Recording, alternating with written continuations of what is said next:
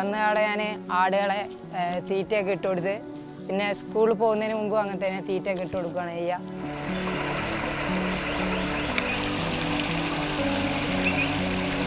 ഞാൻ കുറേ സ്ഥലത്ത് കഴിച്ചു വിട്ടിട്ടുണ്ടാവും ആടുകളെ.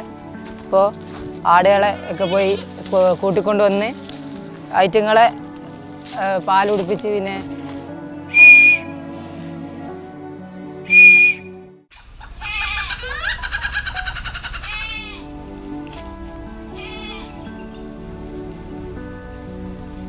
ഇവിടെ കുറേ സ്ഥലങ്ങളുണ്ട്.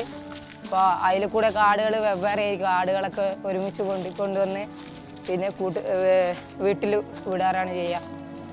ഇപ്പോൾ ഇവിടെ കുറച്ച് ആടുകളുണ്ട്, ഇനി കുറച്ച് ആടുകൾ അപ്പുറത്തേക്ക് ആയിരിക്കും. ആദ്യം 10 ആടുകളായിരുന്നു. ഇപ്പോൾ 3 കുട്ടികളെ വെച്ച് 13 ആടുകളുണ്ട്.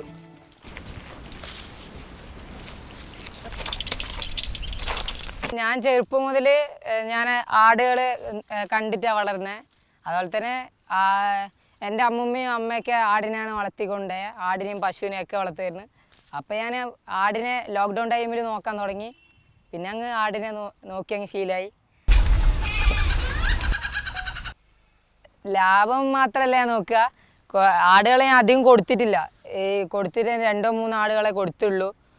പിന്നെ ഇതൊക്കെ ഓരോന്നിൻ്റെയും കുട്ടികളാണ്. ആടിനെ വളർത്തിയിട്ട് അതിൽ വരുമാനം ഉണ്ടാക്കണമെന്ന് ആദ്യം ഉണ്ടായിരുന്നുള്ളൂ. പിന്നെ ആടുകളെ ഇഷ്ടപ്പെട്ടു തുടങ്ങിയപ്പോൾ കുറച്ചും കൂടെ ആടുകൾ വേണമെന്ന് തോന്നി. ഈ ഈറ്റിങ്ങളിപ്പോൾ പുതിയ ആടുകളാണ്. പിന്നെ ബാക്കിയെല്ലാം പഴയ ആടുകൾ പേര് ഇട്ടിട്ടുണ്ട്. അപ്പോൾ പേര് വിളിക്കുമ്പോൾ വരും, തീറ്റ കാണിക്കുമ്പോൾ ഓടി വരും.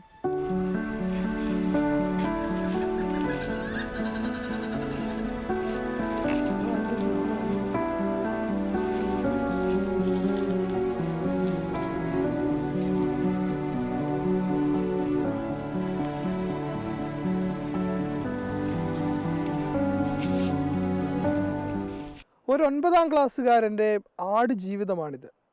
പഠനത്തോടൊപ്പം കൃഷിയും സ്പോർട്സുമെല്ലാം ഒരുപോലെ മുന്നോട്ട് കൊണ്ടുപോകുന്ന നവീൻ്റെ ജീവിതം.